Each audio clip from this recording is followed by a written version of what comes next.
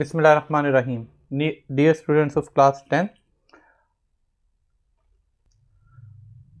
हम अपने chapter number 14 states of matter and physical change. Next देखें kinetic theory and the gas laws. अब देखिए काइनेटिक थ्योरी क्या थी कि मॉलिक्यूल्स जो होते हैं they are always in the state of motion, और हम इसको गैसेस लॉ के साथ जो है वो कंपेयर करेंगे, गैसेस लॉ के साथ इनके रिलेशंस निकालेंगे। गैसेस लॉ में से कौन सा है, बॉयल्स लॉ, चार्ल्स लॉ, ये तमाम, या फिर एवोगाड्रोस लॉ, ये तीनों लॉज का जो रिलेशन है वो हम इसमें फाइंड आउट करेंगे। अब देखें जो गैस है, फर्स्ट ऑफ ऑल देखें बॉयल्स लॉ। रॉबर्ट बॉयल ने लॉ दिया था जिसके मुताबिक क्या था, that volume of a given gas of a mass is inversely proportional to the pressure when the temperature is kept constant। Means के वॉल्यूम जो है ये इन्वर्सली प्रोपोर्शनल होता है प्रेशर के, जब टेम्परेचर को कांस्टेंट रखना है, टेम्परेचर चेंज नहीं करना। टेम्परेचर हमारा कांस्टेंट है, ये रिमेन सेम, ये चेंज नहीं होगा।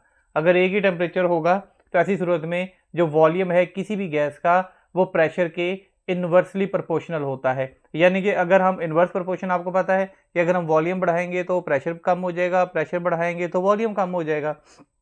इसको जो है वो प्रेशर वॉल्यूम रिलेशन कहते हैं, जिसे बॉयल्स लॉ भी कहा जाता है। अगर हमने एक्सपेरिमेंटल वेरिफिकेशन करनी हो तो फॉर एग्जांपल ये आपके पास जो है वो एक गैस है और इसका ये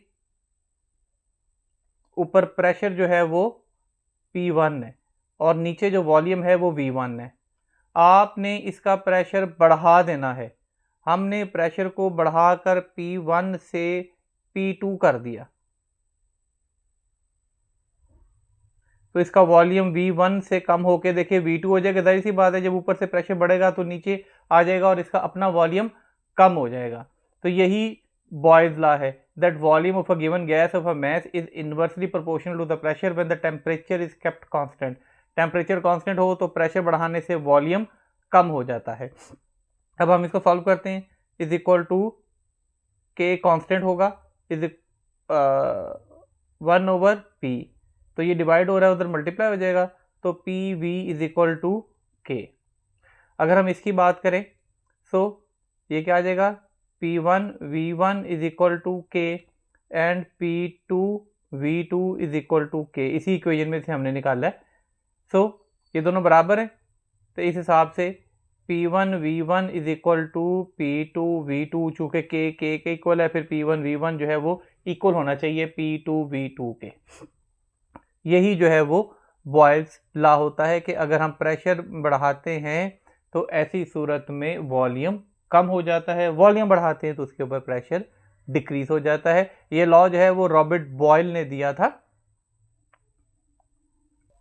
देखिए कहते according to kinetic theory the pressure exerted by the gas in the container is caused by the collision of its molecules with the walls of the container। the pressure changes directly with the number of the molecules colliding with the wall per unit time। के असल में pressure gas का क्या होता है कि gas के जो मॉलिक्यूल्स होते हैं वो कंटेनर के साथ आके बार बार टकरा रहे होते हैं, सो यही उसका प्रेशर होता है। तो जब आप ऊपर से वॉल्यूम प्रेशर को जो है ना वो बढ़ा देंगे तो ऑटोमेटिकली तौर पे गैस के मॉलिक्यूल्स जो है वो कंप्रेस हो जाएंगे और इनके दरमियान में जो इनके दरमियान में जो फासला है वो थोड़ा कम हो जाएगा और वॉल्यूम थोड़ा सा डिक्रीज हो जाएगा। फॉर एग्जांपल ये देखें कि V is inversely proportional to pressure when the temperature is kept constant. Temperature इसका नहीं आपने चेंज करना है। बाकी मैंने वेरिफिकेशन आपको एक्सपेरिमेंटल जिससे है वो भी करवा दी। Next one is temperature volume relation, Charles law. Temperature volume relation क्या है, that volume of a given gas of a mass is directly proportional to the temperature when the pressure is kept constant। इस ऐसी सूरत में जो pressure है वो constant होना चाहिए, प्रेशर चेंज नहीं होगा। ऐसी सूरत में जो वॉल्यूम है वो डायरेक्टली प्रोपोर्शनल है टेम्परेचर के, और V इज इक्वल टू के टी, प्रोपोर्शनलिटी को इक्वलिटी में कन्वर्ट कर दिया हमने, चेंज कर दिया, साथ में एक कांस्टेंट की जरूरत पड़ी जो के लगा। अब t इधर मल्टीप्लाई हो रहा है, डिवाइड हो जाएगा, v over t is equal to के।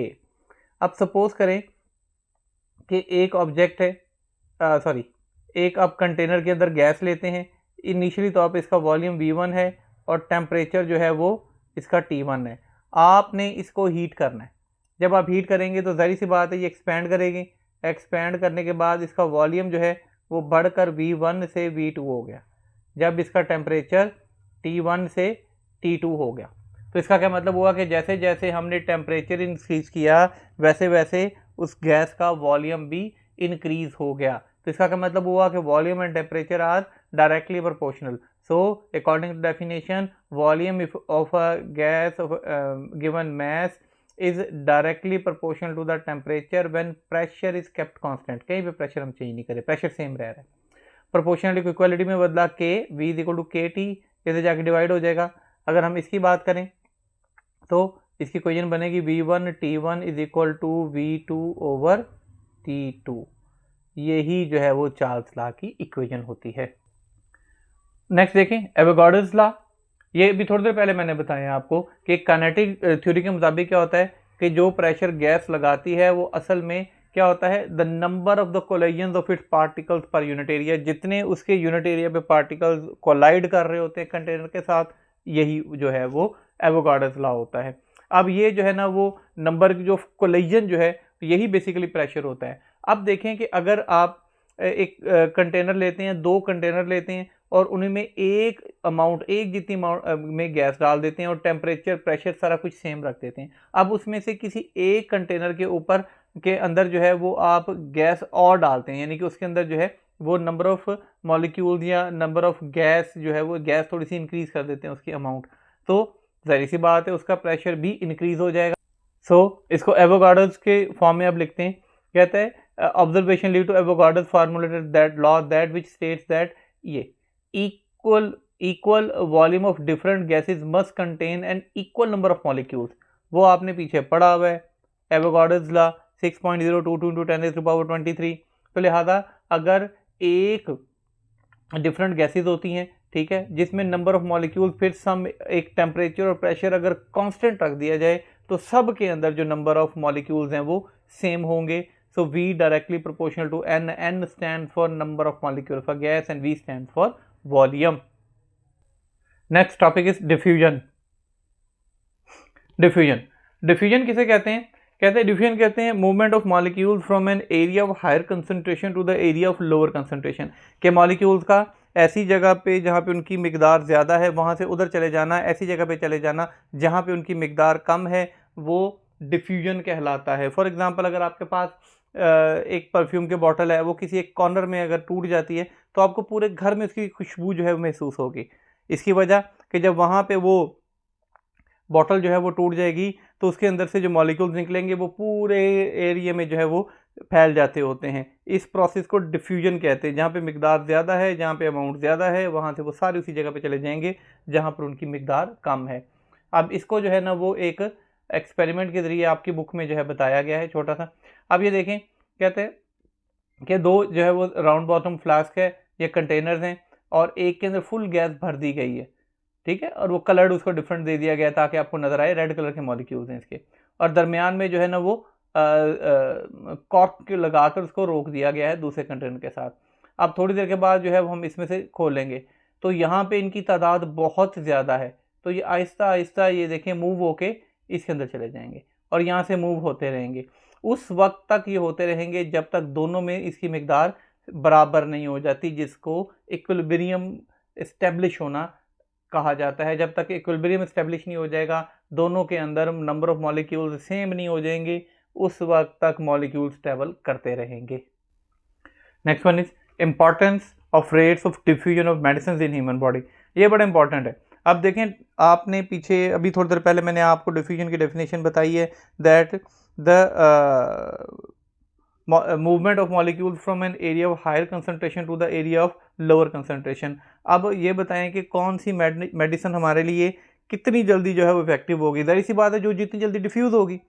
जब ऑरली तौर पर हमने मेडिसिन खाई, हमारे स्टमक में गई, स्टमक में जाने के बाद वो एब्जॉर्ब हुई, वहाँ से वो डाइजेस्ट होने के बाद स्मॉल इंटेस्टाइन और फिर बाकी जिस्म के अंदर जो है वो डिज़ोल्व होना शुरू हुई, तो जितना टाइम उसको ज़्यादा लगेगा उतना ही ज़्यादा जो है उसका वर्किंग उतनी स्लो हो जाएगी, और जितनी जल्दी वो डिफ्यूज़ हो जाएगी उतनी जल्दी वो काम करेगी। इसलिए कुछ मेडिसिन जिनको बहुत ज़्यादा लाइक MI, जिसको मायोकार्डियल इन्फेक्शन या हार्ट अटैक कहते हैं, स्ट्रोक कहते हैं, ऐसी सूरत वाली जो मेडिसिन होती हैं वो विद इन फ्यू सेकेंड से भी पहले जो है वो डिफ्यूज़ हो जाती है हमारे ब्लड के अंदर, और फौरी तौर पर जो है ना वो वर्क करती हैं। जबकि कुछ ऐसी मेडिसिन हैं लाइक पेन किलर्स वगैरह हो गई, टेट्रामाइसिन वगैरह, ये ऐसी मेडिसिन होती हैं जिनको तकरीबन आधे घंटे से 2 घंटे लग जाते हैं डिफ्यूज़ होने में।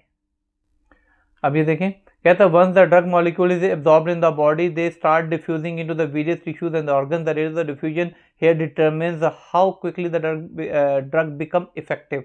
For example lipid soluble drugs जो हमारे ऑयल, फैट, लिपिड्स वगैरह के अंदर जो है डिफ्यूज होती हैं विद टाइम, वो टाइम ज़्यादा लेती हैं। Generally a fast rate of diffusion leads to the higher drug concentration and its target organs which means more effective response. तो वाटर सॉल्युबल जो होंगी वो फ़ौरन जल्दी जो है डिफ्यूज़ हो जाएंगी और फौरी तौर पर जो है वो बॉडी में पहुंच जाती है। यहाँ तक उनका यूज़ होता है। यहाँ तक हमारा चैप्टर था, हमारा चैप्टर नंबर 1 कंप्लीट हो गया आज। इंशाल्लाह ताला नेक्स्ट लेक्चर में चैप्टर नंबर 2 से करेंगे। Thank you.